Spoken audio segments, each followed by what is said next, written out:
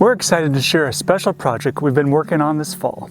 The creation of our very own bird sanctuary right here in a wildlife homestead. We haven't just designed the space for the birds, but for all sorts of wildlife to enjoy it. Let's see who shows up. And make sure to stick around to the end, because I guarantee you'll learn a few tricks on how to create your very own bird sanctuary and bird-friendly habitat that will attract a diversity of birds to your own yard. We built this bird sanctuary with a variety of feeders to cater to different species.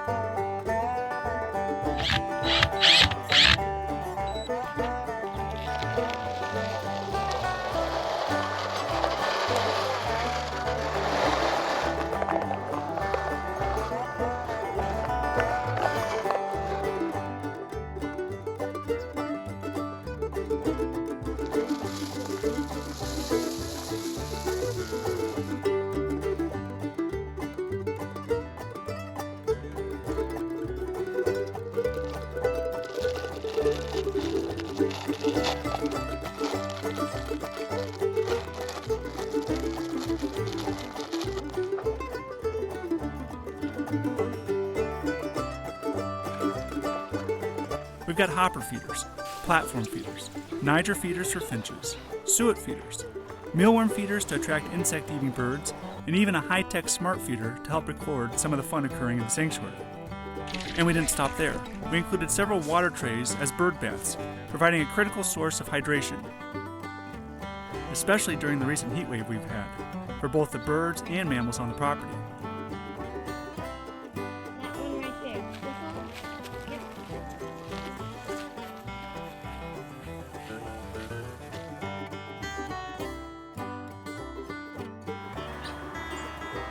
We've also added perches and a dust bath area for the birds to clean their feathers and keep them healthy.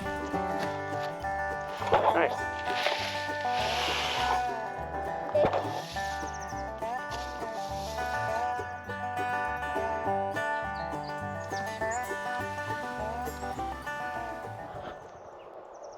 Well, it's a bit of a dreary day, but it's awful birdy out here.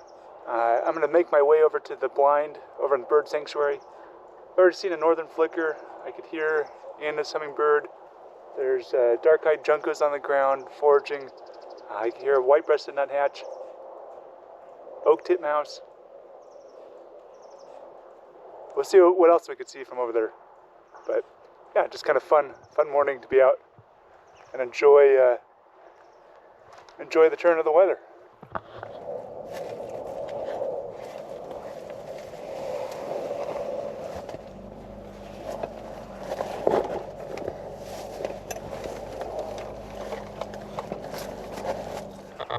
Alright, just got set up in the blind.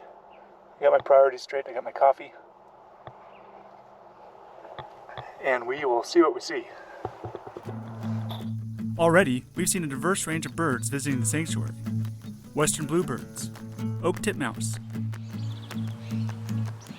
California jays, white-breasted nuthatch, spotted and California towhee, and quail are our regular visitors. We've also had a surge of new fall migrants like white-crowned sparrows and dark-eyed juncos, two species we're excited to welcome as they stop by on their seasonal journey.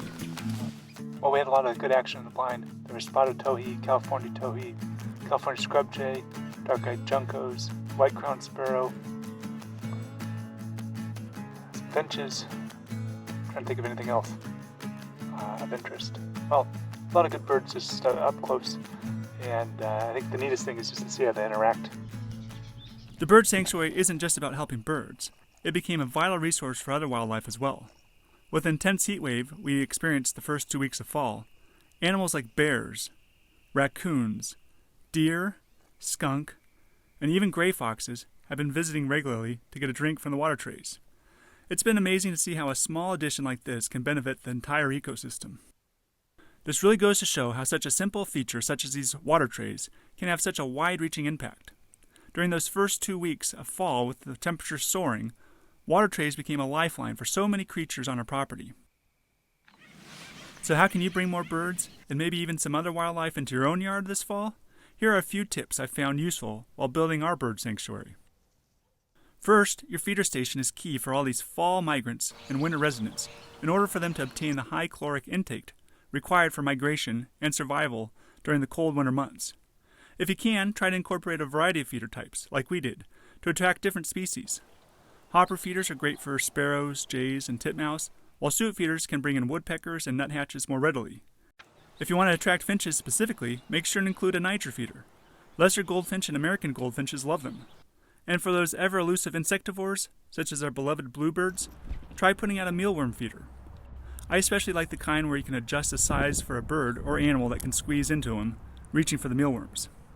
And as a quick tip, if you're having issues attracting bluebirds to your mealworms initially, you might also include some live mealworms to get the bird's attention, and then establish on your new feeder.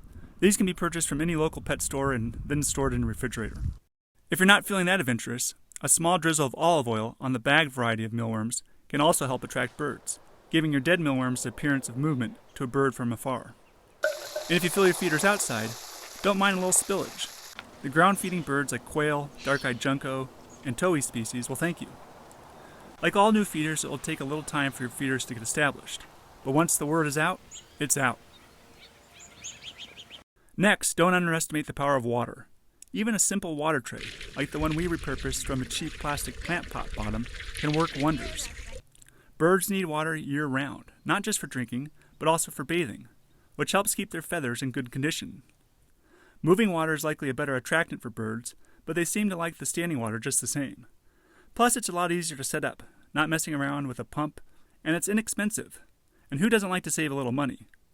If you find a ceramic tray, or reuse some other container destined to a landfill, you get a gold star. If you're gaining any value from this content so far, please be sure to like this video.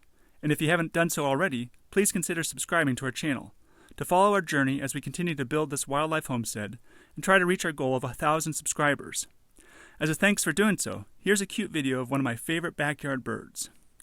Finally, if you have the space, you'll benefit from creating natural habitat in your yard in an effort to rewild them.